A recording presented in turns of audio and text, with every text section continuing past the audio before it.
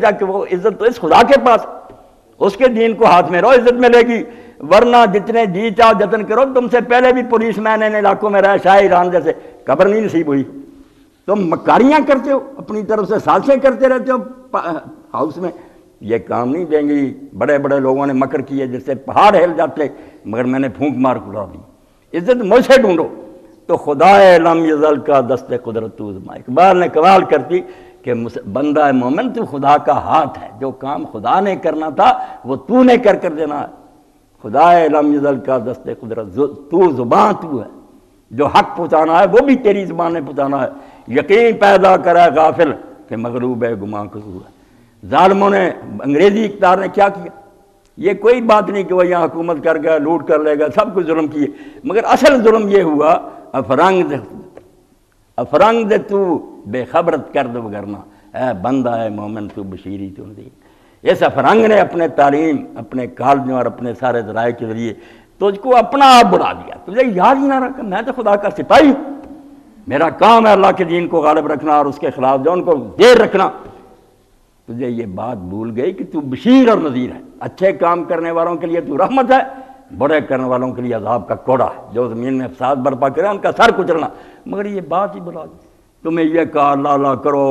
حجروں میں بیٹھو، ذکر تسبیحیں کرو، خدا لم یزل کا دست قدرت توزما، یقین پیدا کرے غافل کہ مغلوب گماں تو ہے۔ وہ یقین پیدا کرو جو قرآن نے پیدا کیا تھا، اپنے آپ کو سمجھو کہ تم شہداء اللہ فی الارض، زمین میں خدا کے گواہی دینے والے، ہر میدان میں، ہر سٹیج پر، ہر جگہ اللہ کے دین کا آوازہ بلند کرنا۔ اب قرآن کیا کہتا؟ پکار ہر دور میں یہی رہی، تازہ کیا ہوگی اس دور میں؟ ہر وقت ہی یہی، اور ہر پیغمبر کی یا ایھا الذین آمنوا کونوا قوامین بالقسط شہداء للہ۔ دو کام کیا ہے لوگوں، اگر ایمان لائے ہو، تم نے مان لیا کہ اللہ ہمارا حاکم ہے، رسول ہمارا رہبر ہے، قیامت برحق ہے، تو تم قسط پر قائم ہو جاؤ۔ قسط کا ترجمہ ٹھیک ہے انصاف ہی، عدل، مگر قرآن مجید فرماتا ہے کہ سارا دین قسط ہے۔ انصاف یہ نہیں کہ عدالت میں انصاف کرو یا کوئی جھگڑا ان کو نپٹاتے وقت کوئی صحیح سے فیصلہ کرو۔ امرنی ربی بالقسط، میرے رب نے جو کچھ مجھے حکم دیا یہ سارا قسط، پورا دین جو ہے نا یہ بیلنس ہے، عدل ہے، نہ کوئی چیز زیادہ ہے نہ چیز کم ہے، جتنی ہونی چاہیے نا اتنا دین ہے، یہ سارا قسط ہے۔ تو فرمایا ایمان لائے ہو تو پہلے قسط پر قائم ہو جاؤ، وہ ترازو ہاتھ میں رکھو تو صحیح بتاتی ہے، صحیح غلط قرآن ہے، قرآن مجید ہی قسط ہے کہ قرآن مجید جو ہے تمہارے قول و فعل کے لیے کسوٹی اور یہ میزان ہے۔ جو بولو، جو کہو، اس وقت اس ترازو سے پوچھو کہ میں ٹھیک بول رہا ہوں یا غلط، میں اچھا کام کر رہا ہوں یا غلط کام۔ اس ترازو کو ٹھیک طریقہ سے قائم کر دو۔ قرآن جو ہے اس پر پوری طرح عمل کرو، مگر اس پر بات نہیں ختم ہوئی کہ صرف اتنا ہی نہیں کہ تم نیک بن جاؤ، قرآن پر عمل کرو، شہداء للہ۔ اللہ تم سے آگے کام لینا چاہتا ہے، اس سے اگلا کام ہے کہ پھر اس دین کے داعی بن جاؤ، اس کو لے کر دنیا میں پھیل جاؤ۔ جس طریقہ سے تم اس بات کو پہنچا سکتے ہو نا، ضروری نہیں واضح کرے، اگر یہ دل میں سما جائے نا، وکیلوں کے مجمع میں بیٹھا ہو، قانون کی بات میں گھسیٹ دے گا دین کی بات، پروفیسر طالب علموں کو لیکچر دیتے دین لے آئے گا۔ حضرت یوسف علیہ السلام کا اسوہ ہمارے سامنے نہیں کہ جیل خانہ میں پوچھا تو انہوں نے کہ ہمیں 2 خواب آئے ہیں آپ بتائیں۔ جب وہ قید خانے میں آئے انہوں نے دیکھا یوسف علیہ السلام کی بہت اعلیٰ سیرت ہے، سارے قیدی ان کا احترام کر رہے ہیں، انہوں نے بھی دیکھا بادشاہ کے ملازموں نے کہ آدمی نیک ہے۔ انہوں نے آپ سے پوچھا تو آپ نے بجائے کہ فوراً بتا دیتے، کہا بھائی میں خواب کی تعبیر آپ کو بتا دوں گا، کھانا پہلے آنے سے پہلے بڑھے، مگر یہ سن لو کہ یہ علم مجھے کہاں سے ملا۔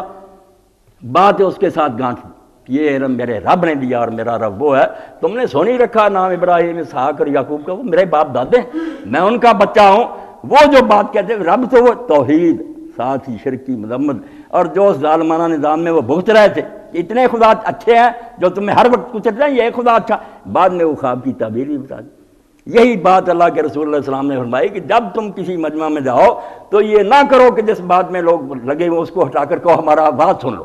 نہیں، دلچسپی نہیں ہوگی، نفرت ہو جائے، اسی بات میں لگ جاؤ جو وہ کر رہے ہیں۔ خبروں پر تبصرہ کرو، شادی بیاہ کرتے کرتے اس میں بات اس طرح موڑو کہ انہیں پتہ بھی نہ چلے کہ یہ دین کی طرف بات مڑ گئی، اس سے جڑ جائیں، اتنی حکمت اور دانائی ہو۔ تو اللہ فرماتا ہے اے مومن ہو تو پہلے خود قسط پر قائم ہو جاؤ، ذرہ ذرہ جو ہے نا دین کا اس پر پورا عمل کرو، اور پھر اللہ کے لیے، صرف اللہ کی رضا کے لیے، نہ ملک حاصل کرنا ہے، نہ لوگوں کو قتل کرنا ہے، نہ لوٹ مار مچانی ہے، شہادت ہے مطلوب و مقصود ہے مومن، نہ مال غنیمت نہ کشور کو ہے۔ اس سے روکھا کام کو ہے جو دین کا کہتے دہشت گردی، اپنی جان دینا اور دنیا سے ظلم کو ختم کرنا، ظلم کرنا نہیں، ظلم ختم کرنا، کہ جو ظلم کر رہے ہیں ان کے ہاتھ سے اسلحے چھیننے، ظلم نہ کرو، غیر مسلم مرنا چاہتے مرو، نہیں جاننا چاہیے ٹھیک ہے نہ لو، مگر دنیا میں انصاف سے رہو، شریف آدمی بن کر رہو، نہ دوسروں کو تنگ کرو نہ خود تنگ ہو، یہ بات۔ تو اللہ فرماتا محض اللہ کی رضا کے لیے۔ اب دیکھیں کہ کتنی نازک بات ہے کہ اللہ کے رسول علیہ السلام سے پوچھا، اللہ کے رسول ایک شخص میدان جنگ میں جاتا ہے کہ اپنی بہادری کا مظاہرہ کرے، ایک جاتا ہے کہ ہمارے غنیمت کی رسی حاصل سے کرے، کوئی اپنی قوم اور برادری کے لیے جاتا کہ آج میں ان کا ساتھ دوں گا، کل میرا ساتھ کون دے گا؟ فرمایا سارے کتے کی موت مرتے ہیں، ان میں سے کسی کا جہاد فی سبیل اللہ نہیں ہے، جہاد فی سبیل اللہ صرف اس کا لتکون کلمۃ اللہ علیہ، اس لیے گیا کہ میں نے اپنی جان دے کر اللہ کا بول بالا کرنا، دین جو ہے اس کو غالب کرنا۔ تو فرمایا خود دین پر قائم ہو اگر ایمان لائے ہو، اور باقی لوگوں کے سامنے بھی گواہ، اپنے عمل سے، زبان سے، جہاں کوئی دیکھے گفتار میں کردار میں اللہ کی بڑھا۔ ہاں تم سے کوئی سودا خریدے، تم دکان پر بیٹھے ہو، وہ کہے کہ یار یہ اللہ کو ماننے والا دکاندار تھا، نہ ریٹ میں کوئی ہیرا پھیری کی، نہ چیز توڑنے میں کمی کی، نہ کوئی ملاوٹ کی، یہ ٹھیک مومن بنا۔ کہتا مومن جو ہے وہ اللہ کی برہان، اس کی بات چیز سے لوگوں کو پتہ چل جاتا ہے کہ اللہ ہے جس کو یہ ماننے والا آدمی ہے، اس کا رویہ ان لوگوں کی طرح نہیں جو سمجھتے ہیں کہ کوئی خالق نہیں، مومن۔ تو فرمایا دین پر قائم ہو جاؤ، لوگوں کے سامنے اس کو پیش کرو۔ اور اب دو خطرے ہیں دین کو پیش کرنے میں، ایک ہے میلان کہ ہمارا جھکاؤ کسی طرف ہو، ہمارا کوئی اپنا فائدہ ہو، ہمارے رشتہ داروں دوستوں کا فائدہ۔ ایک خطرہ ہوتا ہے انحراف کہ ہم کسی کے دشمن ہیں، اس وقت بھی انصاف پر قائم نہیں رہ سکتے، امریکہ سے ہماری دشمنی ہے، روس سے، ہم غلط فیصلے کرتے جائیں گے، انصاف نہیں کریں گے، جتنی غلطی ہے وہ کہو، اپنی طرف سے جھوٹ نہ کرو۔ اللہ نے دو موقعوں پر یہ آیت اتاری ہے اور دونوں خطروں کا علاج کر دیا کہ محبت کی وجہ سے گمراہ ہونا نہ ہونا، دین پر قائم رہو، دنیا کے سامنے گواہی دو، وَلَوْ عَلَىٰ أَنفُسِكُمْ، بے شک وہ حق پر چلنا تمہارے نقصان میں ہو، تمہیں ہی نقصان پہنچا، پھر بھی صحیح بات کرو، تمہارے اول والدین ماں باپ کو نقصان پہنچ رہا ہو، اقربین یا رشتہ داروں کو پہنچتا ہے، یہی تھا نا، محبت کی وجہ سے آدمی پھسل جائے، ان کے حق میں فیصلہ دے دے۔ فرمایا نہیں، دین نہیں چھوڑنا، بے شک تمہارا اپنا نقصان ہو، تمہارے رشتہ داروں کا۔ ان یکن غنیا او فقیرا فاللہ اعلیٰ بہما، اور یہ بھی نہیں سوچنا کہ یہ باثر آدمی ہے، امیر آدمی، اس کے حق میں قانون دوسرا کوئی اور بات ہے، یہ غریب مسکین ہے اس کو کچل دو، حدود نافذ کر دو، یہ بھی ظلم نہ۔ یہ کام بھی یہودیوں نے کیے تھے نا، ان کے عالموں اور حاکموں نے، وہی خطرے اللہ بتا رہا کہ کوئی رشتہ داری میں ڈوب جائے گا، دوستیوں میں، کوئی امیر غریب میں فرق کر دے گا۔ قربان جائیں، ہم پڑھ رہے ہیں رسول کریم علیہ السلام کی، کیوں نہ صلی اللہ علیہ وسلم کہیں، آپ نہیں اس لائق کہ ہم کہیں بارشیں رحمت کی آپ پر نازل، اور کون کہ مکہ فتح ہوا، پہلا کیس ہی جو سامنے آ گیا کسی معمولی آدمی کا نہیں تھا، وہ فاطمہ تھی، مخزومیہ تھی، ابو جہل اور خالد بن ولید، اس خاندان، سارے مکے کے سردار، خود رسول اللہ کے والد کے بھی ننیال وہ بھی تھے۔ اب کیس آ گیا، چور تھی، حضور نے حکم جاری کیا کہ ہاتھ کاٹ۔ سارے لوگ جو تھے انہوں نے کہا یہ تو ساری عمر کے لیے بدنامی ہوگی، ہاتھ کٹا لیے پھرے گی، سارے کہیں چودھریوں کی بیٹی، کوئی سفارش ڈھونڈنی چاہیے۔ اب سفارش کے لیے نظر کس پر پڑی؟ حضرت اسامہ ابن زید رضی اللہ عنہ، جو حب و رسول اللہ کہلاتے تھے، رسول اللہ کے لاڈلے، ایک ران پر حضرت حسن ہوتے تھے، ایک پر اسامہ ہوتے تھے، نوجوان سے ان کو منا لیا، وہ گئے حضور علیہ السلام سے، انہوں نے کہا کہ ابا جی آپ تاوان جتنا جی چاہے لگا دیں مگر یہ ہاتھ کاٹنا چھوڑیں۔ حضور صلی اللہ علیہ وسلم کو اتنے غصے میں کبھی نہیں دیکھا گیا جس طرح اس وقت ناراض ہوئے، اور کہا اسامہ تم اللہ کی حدوں میں سے ایک حد کے بارے میں سفارش کرتے، اللہ کا قانون ہے ہاتھ کاٹنے کا، تم مجھے کہنے آ گئے ہو کہ اللہ کے رسول یہ قانون نافذ نہ کرو،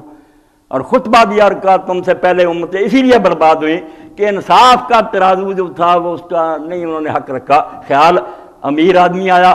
چھوڑ دیا، غریب آیا اس پر سزا نافذ کر دی، برباد ہو گئے۔ اور اس وقت وہ جملہ کہا جو آپ کی زبان مبارک سے نکل سکتا ہے کہ لا انا فاطمہ بنت محمد، سارا قتلہ کتا تو یہ تھا، آج تو محمد رسول اللہ کی بیٹی فاطمہ نے بھی چوری کی ہوتی تو میں اس کا ہاتھ کاٹ دیتا۔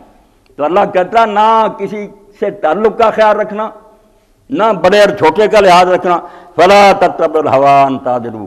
اپنی خواہشات کے پیچھے نہ چلنا، ورنہ بے انصافی ہو جائے گی، انصاف ختم ہو جائے گا جب بڑے چھوٹے کا فرق سامنے آ گیا، اپنے اور بیگانے کا آ گیا۔ وَإِن تَلْوُوا